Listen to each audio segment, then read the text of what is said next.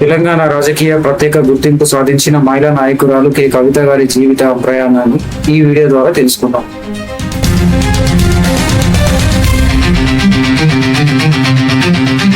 తెలంగాణ రాజకీయంలో మహిళా శక్తి ప్రత్యేకంగా నిలిచిన ఒక పేరు కవిత.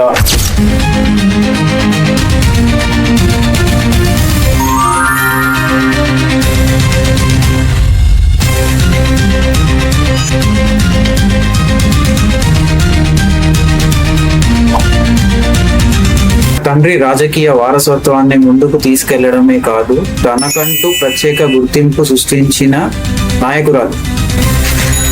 ఆమె విద్య పూర్తి చేసి కొంతకాలం కార్పొరేట్ రంగంలో పనిచేశారు. ఆమె గమ్యాన్ని అక్కడితో ఆగలేదు.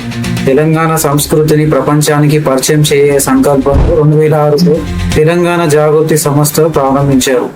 ఈ సంస్థ ద్వారా బతుకమ్మ పండుగను అంతర్జాతీయ వేదికపైకి తీసుకెళ్లారు.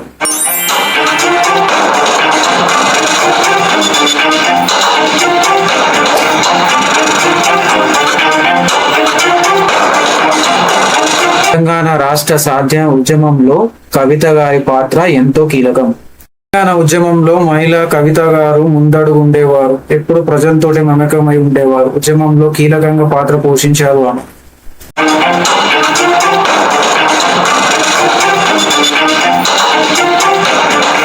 2014 నిజామాబాద్ నుంచి లోక్సభ సభ్యురాలుగా గెలిచి పార్లమెంట్ లో అడుగుపెట్టారు.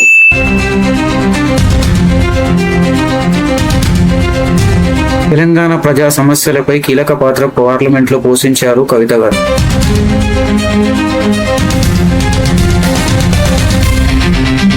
రాజకీయంలో విజయాలు మాత్రమే కాదు, కొన్ని ఎదురు దెబ్బలు కూడా ఎదుర్కొన్నారు. 2019 ఓటమి పాలైన ఆమె తన రాజకీయ ప్రయాణాన్ని ఆపలేదు. తర్వాత ఆమె రాష్ట్ర రాజకీయంలో మరింత చురుగ్గా మారారు. శాసన మండలిలో సభ్యురాలిగా కొనసాగారు. మహిళా శక్తిగా ఎదిగారు. ఎమ్మెల్సీగా కూడా పనిచేశారు. ఆమె ఒక నాయకురాలు, ఒక సామాజిక కార్యకర్త, మహిళా జాగృతి అధ్యక్షురాలు. తెలంగాణ రాజకీయంలో కవిత గారి ఆమె రాజకీయ ప్రయాణం మరియు శక్తివంతమైన ఎమ్మెల్సీ ఎంపీగా పనిచేశారు. ఆమె ఎంతో కీలక పాత్ర పోషించారు.